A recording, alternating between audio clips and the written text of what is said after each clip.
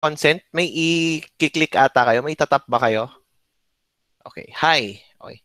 Good afternoon sa inyo lahat. So here we are going to discuss the next part of our lecture, which would be involving the computer network model. Okay. So of course, for something to be discussed easier in a easier fashion, we tend to break things down into smaller bits for us to better understand things. Like for example, pagdating sa katawan ng tao, we break them down into systems, right? We have the nervous system, we have the skeletal system, ano ba ba? We have circulatory system. You could message in chat din, then pwede din kayo mag-message. You may butt in if you need to. Same goes with computer networking. So we have to break things down, specifically about how things work in a network. So we also have what we call as the OSI layer. So what is the OSI layer? Okay, let me just show it to you. Please wait.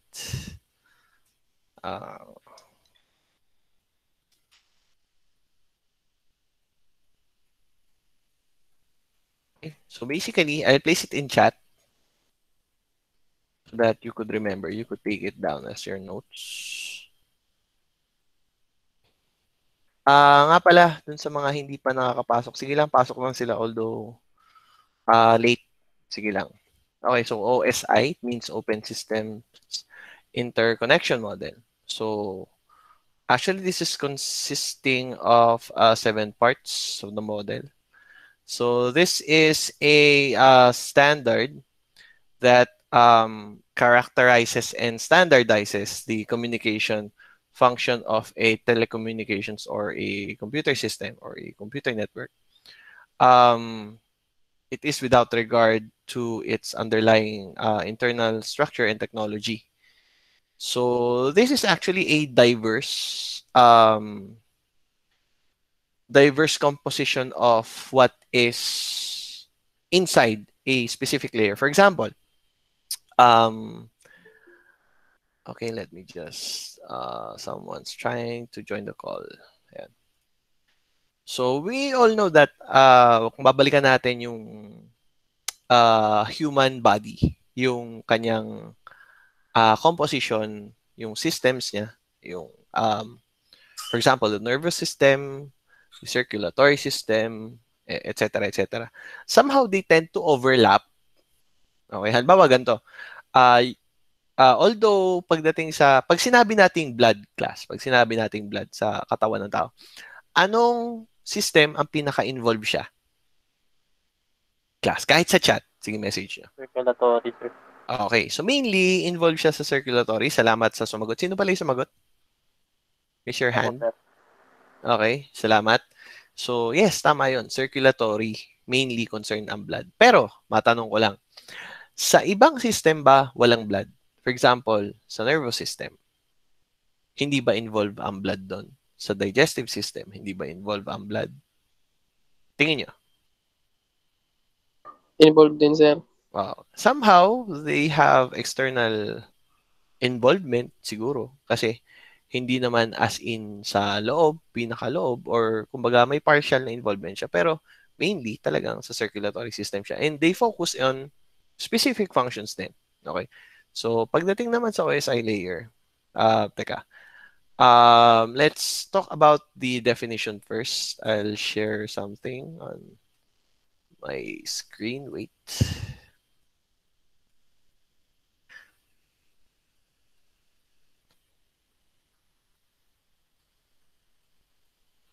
Okay. So first, let me read the definition, then I'll go back to the OSI layer. Okay. Kindly read this first paragraph. I'll look for a name.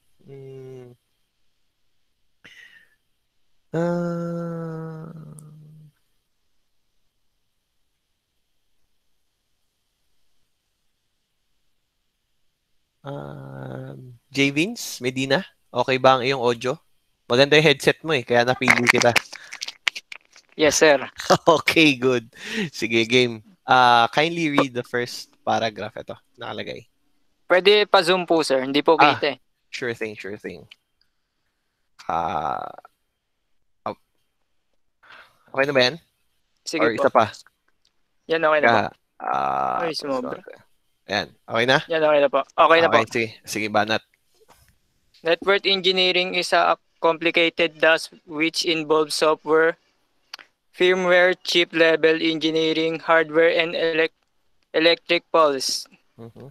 To, to is network engineering, the whole networking concept is divided into multiple layers. Each layer is involved in some particular task and independent of all other layers. But as whole, most all Mm, networking tasks depend on all these layers. Layers share data between them and they depend on each other only to take input and send output. okay, thank you. So let me just scroll down a bit. Salamat. Oh, sumobra. Masyado kasi malaki yung file natin. Atras ako konti. Ayan. Okay. So, narinig natin kanina na for the network to properly do its tasks, they separated things in certain layers na they have their own responsibility. They cover certain, for example, if I were to go back here, electric pulses, mainly, this would be the physical. When it comes to electricity, it has something to do with power. So powering on the device, somehow kasama siya sa network engineering. And then we go down to the uh, intangible part. So from hardware, something that's physical exists, we touch. We go down to chip level engineering. Actually, yung mismong chip, that's still physical. Okay, but whatever is being computed inside that chip goes within the firmware and then the software. Pagdating sa software, we have the format and then whatever specific um, codes that are executed within that software. Okay. So let's go down here. It says here in I'll ask somebody to read na lang ulit. Um, Soriano, Maureen, nandyan? Yes, sir. Okay, it's good na your mic is working. Pakisuyo po ito. Kindly read this part po. Okay, thank you.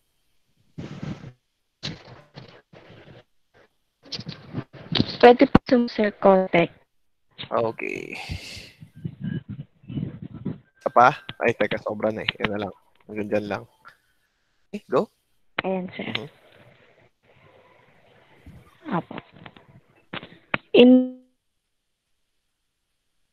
architecture of network model, one whole net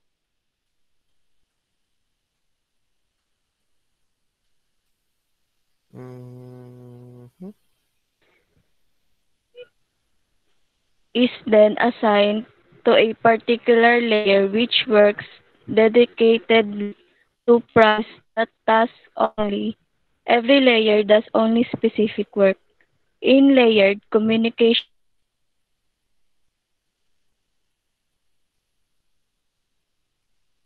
of a host deal with the task done by or to be done by its per layer at the same level on the remote host. The task is either initiated by layer at the lowest level or at the topmost level. If the task is initiated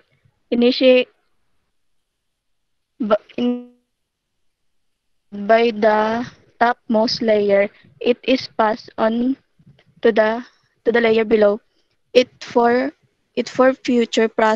further process. The lower layer does the same thing. It processes the task and passes on the lower layer.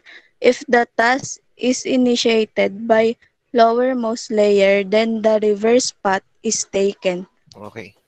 Thank you for reading. I'm hoping naintindihan ng lahat. Yung iba, if ever medyo nahirapan kayo mapakinggan, I'm hoping na binasa nyo din. Okay.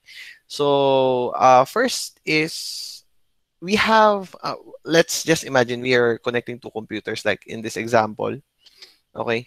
The ones on the left is another device. Wait, may nag-chat ba? Parang may narinig ako may nag-chat. Bagal ng net. Okay, anyway, it's okay. Basahin na lang siguro yung nandun sa, yung binabasa kanina ng classmates nyo. Anyway, so, etong diagram na to, medyo zoom out ako Okay. So, the things on the left, layer 3, layer 2, layer 1, and dun sa right side naman, layer 3, layer 2, layer 1, they represent different devices. Okay, so for example, in my laptop, I have here the complete OSI model sa kanya. All in all, because I am accessing a network, particularly the internet. And then lahat ng layer has their own responsibility. For example, pagdating sa pag-connect sa internet, ano ba yung, mamaya, there would be a better breakdown when I go to the next page. Pero to be specific, ito kasi yan. Let's just say na yung right side naman is yung device na kung saan ako kumo-connect or kung sino man yung kasama ko sa network. So, for example, ganito. Simplihan natin yung task. May chinat ako sa Facebook. So, device ko yung nasa left side, device niya yung nasa right side. Ako yung mag-initiate nung usapan. So, tulad na sabi kanina, if the task is initiated by the lowermost layer, nga pala, pag sinabi natin lowermost layer, yung pinakamababa, physical po yun. Anything na nahahawakan natin. Pag sinabing topmost layer, galing na yun sa mismong software. So, huwag kayong malilito. Okay? Lowest layer, physical. Highest layer, software. Maliwanag po, class. Hello? Respond po, please. Thank you. Yes, sir. Okay, yung iba nagta-thumbs up. Sige. Yes, sir. Salamat, may nag-mics. Salamat, may nag-chat. Okay, thank you po. Sige, proceed tayo. Actually, hindi pa kompletong representation to. Kasi we have 7 layers na pag-uusapan natin mamaya. So, pag sinabing peer layer, it's basically the same level ng layer na yon. So, yung inter-layer communication naman, of course, that's a different layer. For example, ang nakalagay dito, from layer 1, hindi siya pwedeng rumekta ng layer 3. Kasi kailangan niya dumaan na layer 2, dire-diretso up to layer 7. So, ano-ano yung layers na yon, maya-maya onte, mapag-uusapan na natin. So, you can't skip. Actually, there is zero chance of skipping kasi each layer is a requirement of another. Kahit pa zero yung involvement ng layer na yon, kailangan niya pa rin dumaan doon. Kasi, yun nga, requirement siya nung next na layer. Kahit pa sabihin nating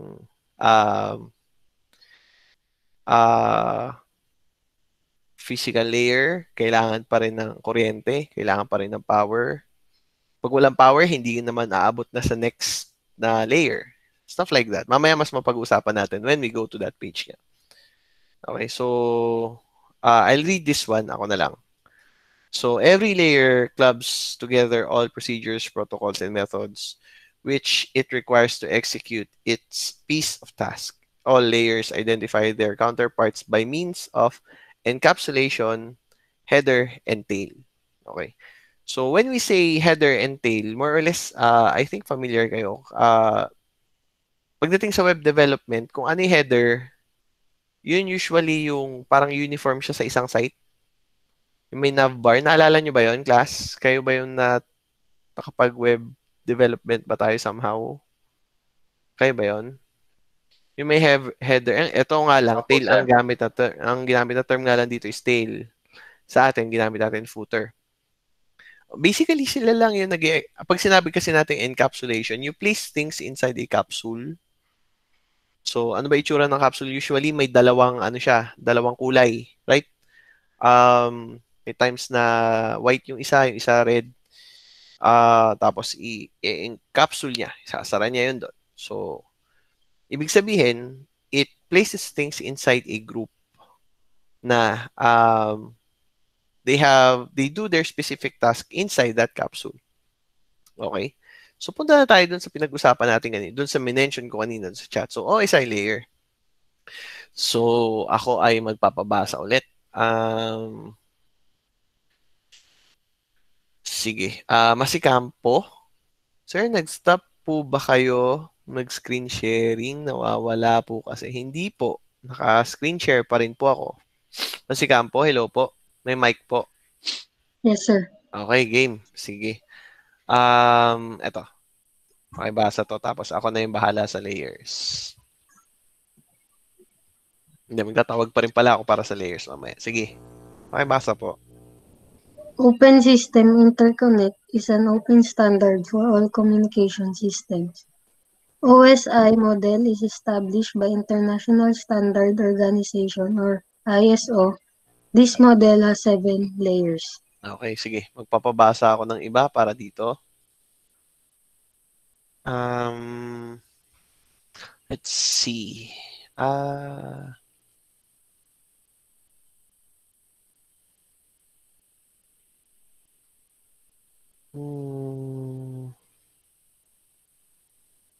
Ronalyn?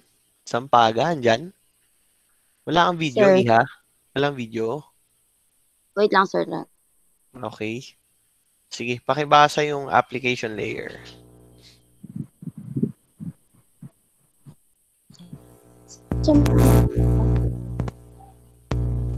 Zoom? Okay, sige. Medyo nag-choppy ka kanina nag-ano pa ako nun. Nag-context clues, kumbaga. Okay na? Pasa na?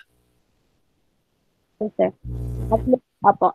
Application layer. This layer will provide application. This layer compose protocol which directly interact with the user. Okay, so thank you sa pagbabasa. I'll give you the prime example of what an application layer is. Pag sinabi nating application layer, yan na yung mismong app. Kaya nga application layer, yan na yung mismong app mo. For example, if I am interacting with Facebook, I am clicking a picture, I am clicking a name, so pupunta ako dun sa page na yon or sa page nung picture na yon.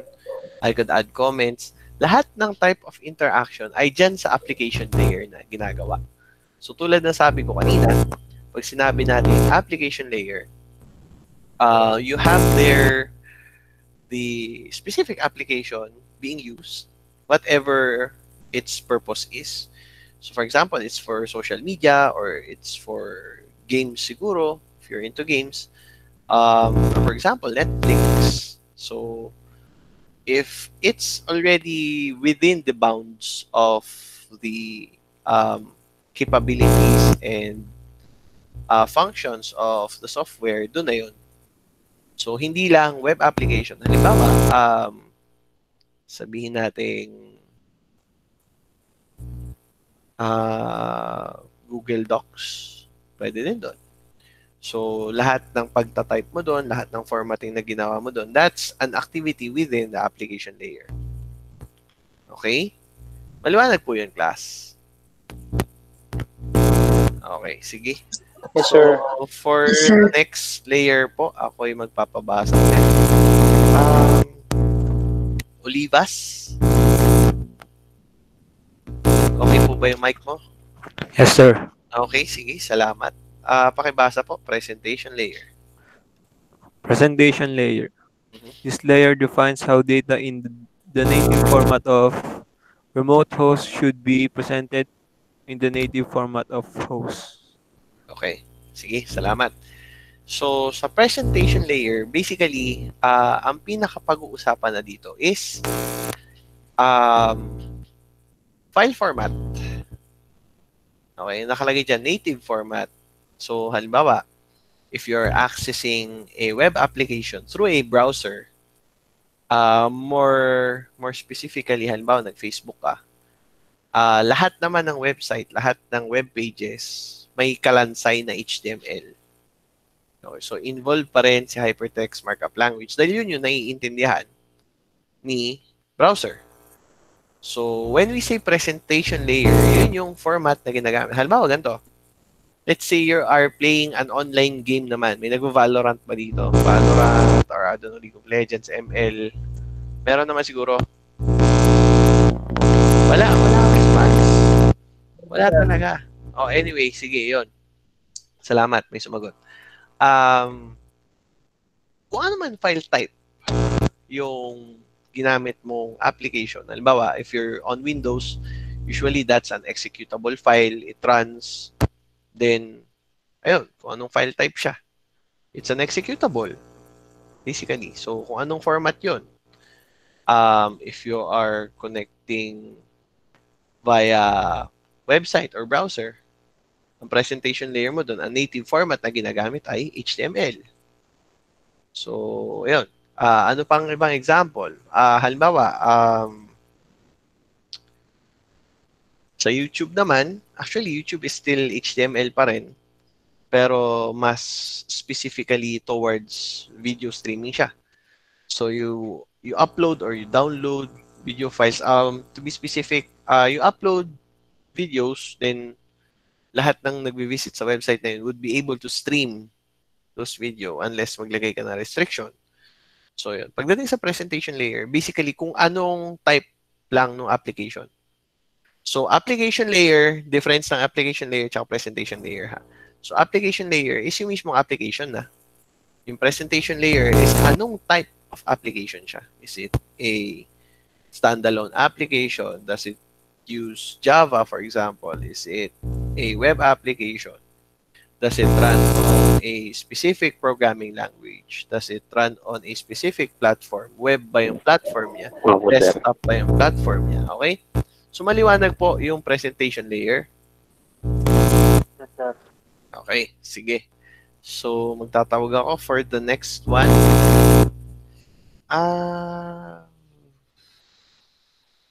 Sir, parang may maingay pong ano. Grounded na yung sound, sir. Akin? Sa akin? Sa akin yung grounded. Hanggang ngayon, let me fix things. Hindi sir, ano lang. Hindi naman lagi. Ngayon, okay na. Opo. Okay, sige. I'm not sure what that is, pero anyway. Salamat sa pag-notify. Pasensya na din doon. Okay. Session layer tayo. Diba hindi ko pa natatawag? Aguilar? Froilan? Nandyan? Dito, sir. Okay, sige. So, malinaw naman ang iyong mic. Okay, makikisuyo. Pakibasa po. Session layer. This layer maintains Sige. sessions between remote hosts. For example, once user or password authentication is done, the remote host maintains this session for a while and does not ask for authentication again in that time span. Okay, thank you. So, dun sa binasa ni Aguilar kanina, basically this involves yung authentication, verification, kung sino yung user. Okay. I think sa Facebook, mahaba naman yung time span or actually hanggat hindi ka ata naglalag off or nagre-remove talaga ng personal information mo doon. Nandun pa rin siya by the next time na gagamitin mo. Pero there are times na halimbawa, I think Job Street, kung meron sa inyo naghahanap na ng trabaho, I think within the day lang yung length ng session niya. So, ibig sabihin, within 24 hours kung hindi ka na log in for the next day, kailangan mo na uli mag-log in. Stuff like that. So, basically, session, mas gamit na gamit siya when it comes to websites. Actually, kahit hindi sa website, halimbawa ganito, siguro naman familiar kayo sa, ano ba yung nilalagin? Banking. Okay, so ano mang online banking application yon, their session layer is usually short. Kasi kung masyadong mahaba ang time span ng authentication verification niya, you would put the user in risk. At risk pala, sorry. For example, I logged in at 11 in the morning. siguro by 11:10 or baka 11:05 lang na hindi ko ginagalaw yung web page or yung app ko sa phone, baka mag-log out na siya. Sa phone, medyo mas mahaba ata kasi secure naman siya. Device lang eh. Pero usually by desktop or computers, mas maikli yung sessions. Lalo na if you're using browser kasi ang concern nga naman nila is paano nga naman kapag you used a public computer tapos nag-log in ka sa banking account mo. Then, yung session layer, responsible siya sa pag-end ng session. Yung pag-log out, that is an example of ending a session. So, if you logged out from a website, you logged out from your Gmail, you logged out from your Facebook or whatever social media, doon nag-end yung mismong session mo. So, when you log in, nagsa-start naman yung session mo doon. And of course, makikita nyo doon yung times online, doon yun magbabase sa session layer. So basically, ang ginagawa lang yung session layer is chine-check yung credentials. Ito ba talaga yung user na to? Ang nag-login, gaano katagal siya naka-login. And within those time, pwede natin gamitin siya pang imbestiga ba? Na, halimbawa, when it comes to banking din, sabihin natin may na-hack yung account mo. Sa session layer, usually kukunin yung information. Bakit? Halimbawa, sa session na to, within 5 a.m. to 6 p.m., ano-ano yung ginawa ko dun sa online banking account ko? Ako ba'y nag-withdraw? Ako ba'y nag-deposit? Ako ba'y may binili? Ako ba'y nag-change ng currency? Etc. etc. So, sa session layer, yung kumbaga, nagmamarka siya ng time. You did this at this time. You did this at this time. Okay? Maliwanag po. Okay? Yes, sir. Okay, sige. Salamat. Salamat sa pagsagot. So, sige.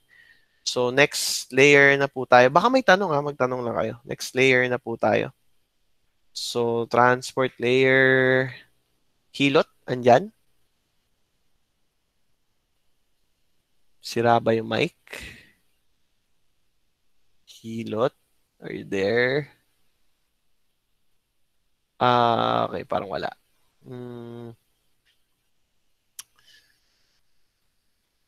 Si Bahar. Diyan. Ayos ba yung mic mo? Hindi kita naririnig. Nakita kong inalis mo yung mute pero hindi kita naririnig. Wala. Wala. Nakamute ka na ulit. Bahar. Si Racer. Okay. Sige.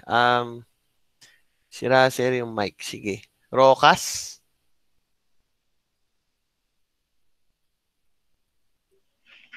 Okay. Hello. Good evening. Pakisuyo. Itong transport layer. May clear yung babasahin mo. Sige. Transport layer. This layer is responsible for end-to-end delivery between hosts. Okay. Thank you. So, ang best example nito would be email. Okay. So, end-to-end delivery from here to there. Another thing, if I'm going to send a message sa'yo sa Facebook, that is also involved within the transport layer. So, ang mangyayari, ganito yung pagkakasunod-sunod niya. Application. So, sa application, you're using Facebook. Okay? Presentation layer, Facebook is a web application. So, ibig sabihin, gumagamit siya ng browser. Okay? Pupunta naman siya sa session layer. Sa session layer, did you log in? Anong account? Anong username at password? Ikaw ba talaga yon? Anong time? Okay? Sa transport layer naman, actually, pagdating sa transport layer, to be specific, to be aligned dun sa example ko, nakakonect ba ako ng maayos dun sa Facebook? Yun pa yon. Okay, so madaming involvement sa transport layer. Yung binigay ko yung example kanina, that's also an example of transport layer, end-to-end delivery ng messages. Okay, pero when it comes to networking, end-to-end delivery pa rin naman. Yung pag-connect ko sa host, pag-connect ko sa Facebook. Okay? Maliwanag tayo doon. Yes, sir. Transport layer. Okay. Sige. Walang tanong. Next, sa network layer naman po tayo. Sino pa hindi ko natatawag? Baka may gusto naman mag-volunteer. Baka lang. Ako na, sir. Okay. Sino yun? Fernandez? Tama ba? Apo. Okay. Sige. Banata mo na yan. Network layer. Network layer. Is a layer is responsible for addressing assignment and uniquely addressing hosts in the network. Okay. Thank you. So, primarily, what's seen here is the network address. So, IP address na yung pinag-uusapan dito. Any form of addressing, whether addressing in a local area network or in a wide area network or in the internet. So, lahat ng IP addressing concerns sa network layer siya. Mapa-subnet man yan or yung IP address nga. Anong type of IP address man yan? IPv4 man yan, IPv6, network man yan sa bahay ninyo or network papunta sa inyong ISP. Yun. Network layer. Basta anything goes, basta address, network layer. Maliwanag po. Maliwanag? Opo, sir. Okay. Salamat. Sige. Malapit-lapit na tayo. Teka, saan na ba yun? Sino kayo pwede tawagin? Baka may mag-volunteer ulit. Salamat pala sa nag-volunteer kanina.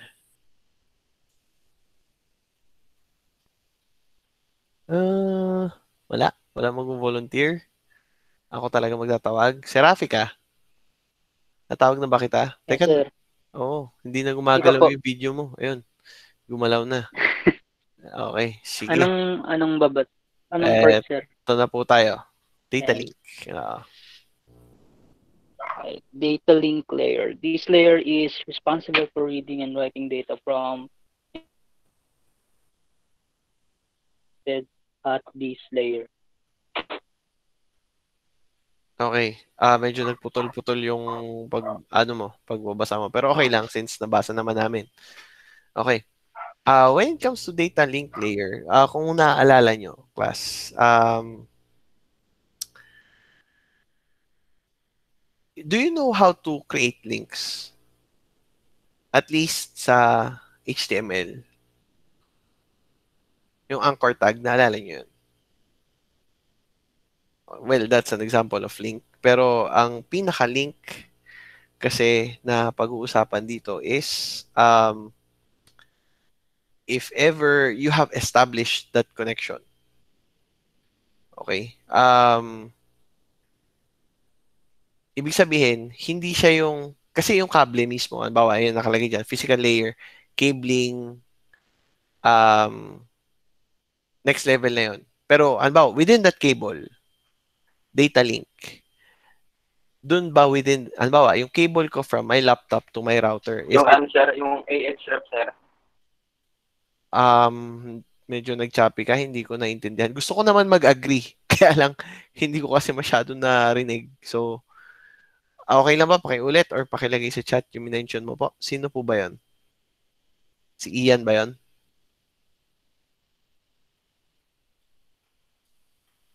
Sir, nagsastop po ba kayo mag-screen sharing na wala po yung screen? Kanina pa yan. Si Ian ba yon? Sige Ian, kung i-chat mo yung minention mo kanina, inalis mo rin yung mute. Ano ba yon? Hello? Okay. So, ayan. Balik tayo. Data link layer. Basically, hindi pa kayo nakapag-networking cabling as in, ano. Pag sinabi kasing data link layer, ito yung pag-check lang kung properly connected yung wires ninyo or yung Wi-Fi ninyo. Kung properly kayong connected. For example, ganito. When I plug in my cable here to my router, magko-confirm siya kung connected. Ibig sabihin, magbe-blink yung LED dun sa, for example, LAN 1 port doon. Yung pag-confirm doon na may connection, that is an example of an activity within the data link layer. Okay? Kasi once there is already a confirmed connection, data link,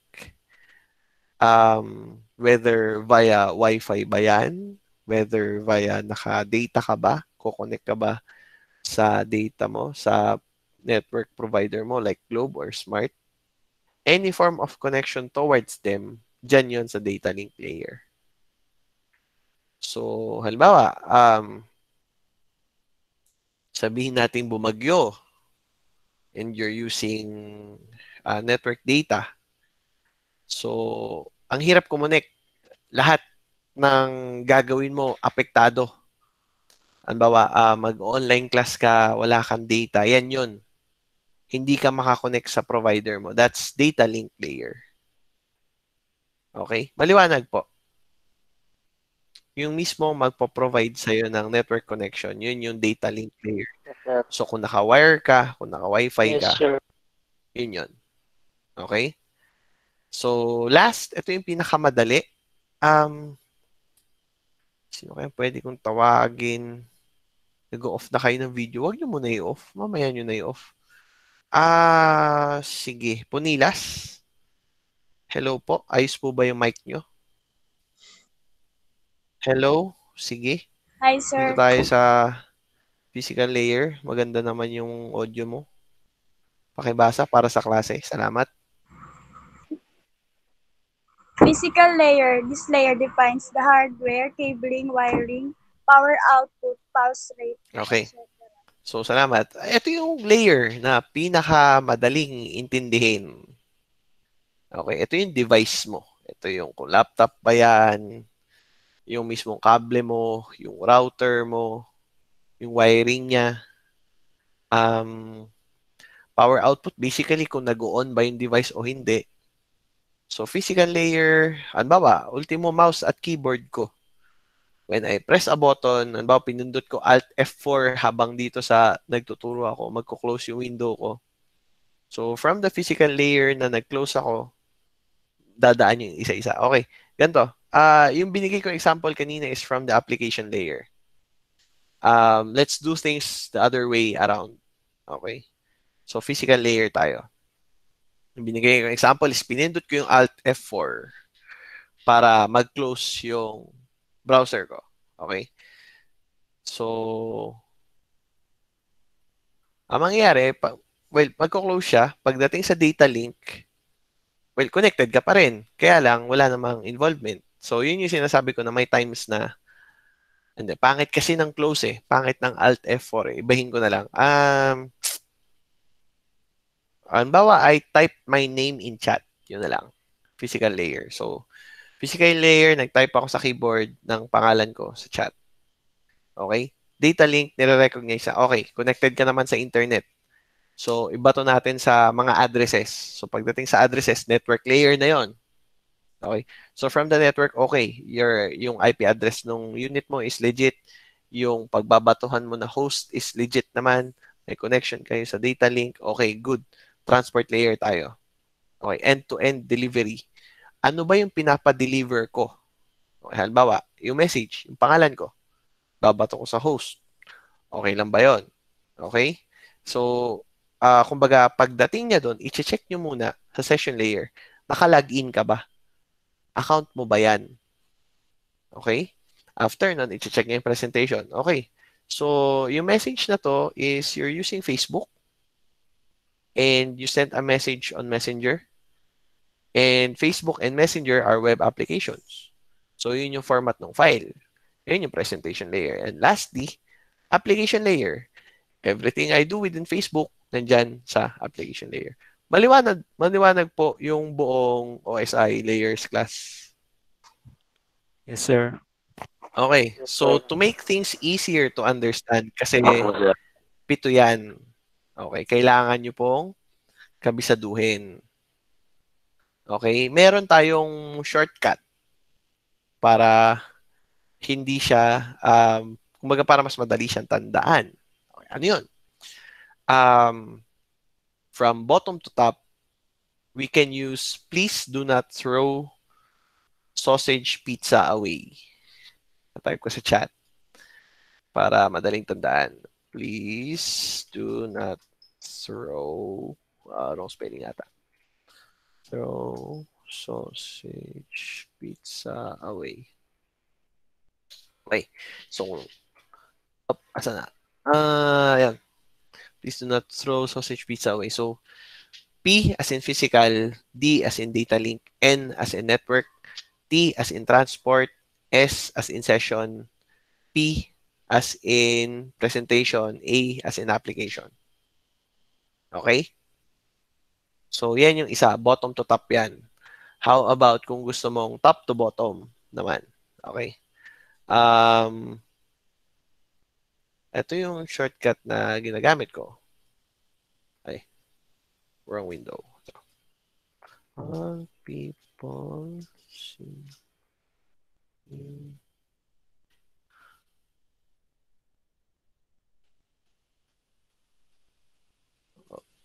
data processing. Okay. All people seem to need data processing. So, application, presentation, session, transport, network, data link, physical. Okay? So, para mas madali lang siyang kabisaduhin. And ano ba, how would I make a quiz out of this? I would write down activities. So, i-analyze nyo if anong layer ang involved doon. Okay, so let me give first an example. Turning on your computer. Anong layer yon? Anong layer yon? Turning on your computer. Wala talaga kahit chat. Doon sa 7 layer. Ha? Physical layer. Physical po. Hindi po. Turning on po your computer. Session layers. I-on mo pa lang siya. Physical po, hindi po session. Session layers. Okay. Kapag magla-login ka, halimbawa, logging in into Facebook or logging in into Google, yun yung involvement, pwedeng session layer. Yun. Or halimbawa, pag-check ng time when I logged in or logged out, session layer pa rin yun. Okay. Baka you could argue, halimbawa, sinabi ko, logging in, physical layer yung kanina. Halimbawa, sinabi ko, logging into Facebook. Baka may mag-argue, sir, ano yan? Application layer. Okay, somehow there is truth in it, pero I'd like you to dive deeper. Kasi ano ba yung purpose ng pag-login? Di ba? We have authentication and verification. Okay, kung ano yung mas matimbang dun sa event na yun, yun yung hinahanap ko na layer activity. Maliwanag po. Okay, sir. Sige. Hanggang dyan na lang siguro yung subject natin, yung session natin for today. Medyo nag-overtime ako na onte. Salamat sa pakikinig. I'm hoping na we had a fruitful discussion. Salamat din sa participation ninyo. And ayun, so keep safe. Ingat kayo lahat. Ayun, wag magkakasakit. So, salamat ulit. Ingat kayo. God bless. Bye-bye po. Thank you, sir. Okay, thank you din. Thank you, Okay, sir. thank you. Thank you, sir. Thank you, sir. Thank you. Ingat po.